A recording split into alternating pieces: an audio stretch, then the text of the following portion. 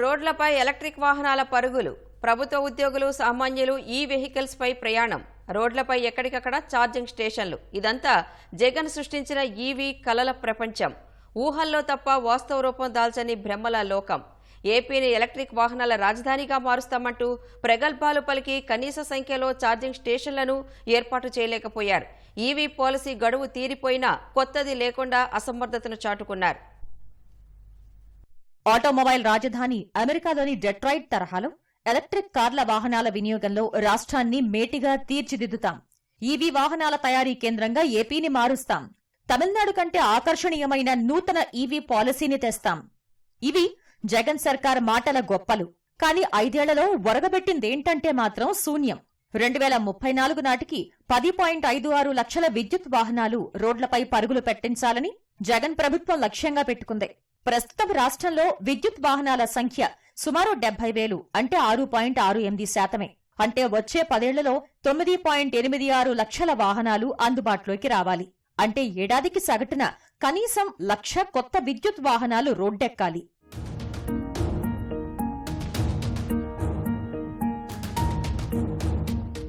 సర్కారీ ఉద్యోగులకు దశల వారీగా 5 లక్షల ద్విచక్ర వాహనాలను అందిస్తామని జగన్ సర్కార్ ప్రచారం చేసింది.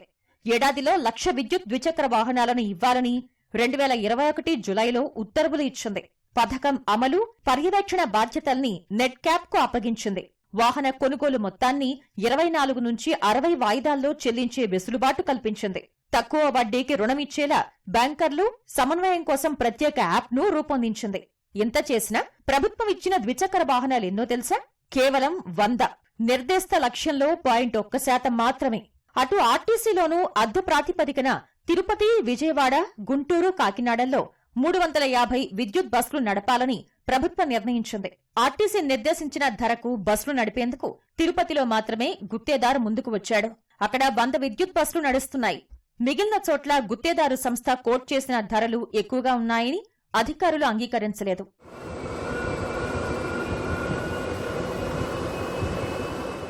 రాష్ట్రంలో దశలవారీగా పెట్రోల్ వాహనాలను తొలగిస్తామని జగన్ సర్కార్ ప్రకటించింది. ఇందులో భాగంగా జాతీయ రహదారి వెంబడి 25 కిలోమీటర్లకు ఒకటి, నగర పరిధిలో ప్రతి 3 కిలోమీటర్లకు ఒక ఛార్జింగ్ కేంద్రాన్ని అందుబాటులోకి తేవాలని నిర్ణయించింది.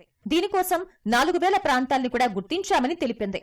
నోడల్ ఏజెన్సీగా నియమించిన నెట్ క్యాప్ వివిధ సంస్థలతో సంప్రదింపులు జరిపినా స్పందన మాత్రం కరవైంది. విద్యుత్ వాహనాల సంఖ్య తక్కువగా ఉండటం వల్ల తమకు గిట్టుబాటు కాదని సంస్థలు వెనక్కి వెడుతున్నాయి. ఆదాయం కంటే నిర్వహణ ఖర్చులే ఎక్కువగా ఉంటున్నాయని ప్రతిపాదనలకు అంగీకరించడం లేదు. దీంతో జాతీయ రహదారి వెంబడి 450 చోట్ల కార్లు, బస్ల ఛార్జింగ్ కేంద్రాలను అందుబాటులోకి తేవాలన్న ప్రభుత్వ లక్ష్యం నెరవేరలేదు. తప్పని పరిస్థితుల్లో వాహనాల విక్రయాలు పెంచుకునేందుకు టాటా సంస్థ సొంతంగా 150 చోట్ల ఛార్జింగ్ కేంద్రాలను ఏర్పాటు చేసుకుంది. అక్కడక్కడ ప్రైవేటు కంపెనీలు వ్యక్తిగతంగా ఇళ్లలో ఛార్జింగ్ కోసం నెట్ క్యాప్ నుంచి ఛార్జింగ్ కేంద్రాలకు అనుమతి కోసం 294 మంది దరఖాస్తు చేసుకున్నారు.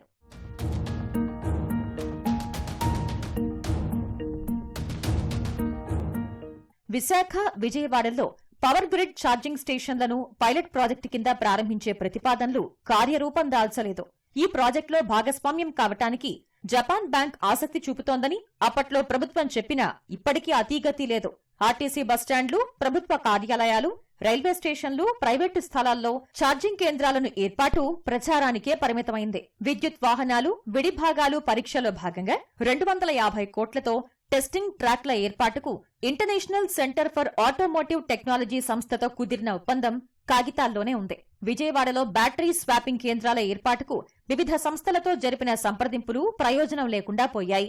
విజయవాడ, విశాఖ, తిరుపతిలో ఆటోలకు దశలవారీగా కనీసం 40,000 ఆటోలకు కిట్లు అమర్చుతామని చెప్పి అమలులో ప్రభుత్వం విఫలమైంది.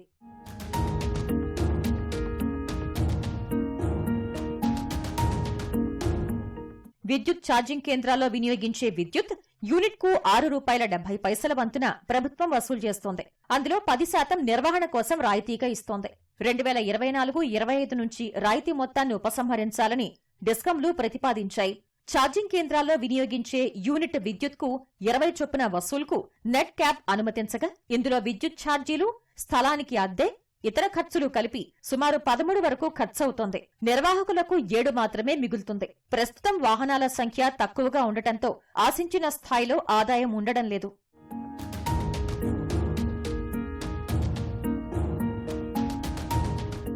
పెట్టుబడులు పెడతామంటూ వచ్చిన కంపెనీలు జగన్ ప్రభుత్వ నిర్వాకంతో రాష్ట్రం వైపు తిరిగి చూడటం లేదు. పెట్టుబడి ప్రతిపాదనలతో సీఎంను కలిసి ఇక్కడి వాతావరణం బాగుందని చెప్పి వెళ్లిన తర్వాత మళ్లీ రావడం లేదు. రాష్ట్రంలో 1750 కోట్లతో విద్యుత్తు ద్విచక్ర వాహనాలు, ఆటోలు, అడ్వాన్స్డ్ టెక్నాలజీ బ్యాటరీ తయారీ యూనిట్ తో పాటు బ్యాటరీ స్వాపింగ్ స్టేషన్లను ఏర్పాటు చేస్తామని kinetic green energy and power solutions limited సంస్థ ప్రతినిధులు 2021 సెప్టెంబర్లో జగన్ ని కలిసి చెప్పారు.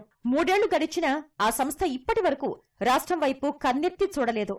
పైగా గత ప్రభుత్వం తీసుకువచ్చిన 2018-2023 ఈవీ పాలసీ గడువు ముగిసి 11 నెలలు గడిచినా కొత్త పాలసీని రూపొందించాలి అనే ఆలోచన లేని అసమర్థత జగన్ సర్కార్ది.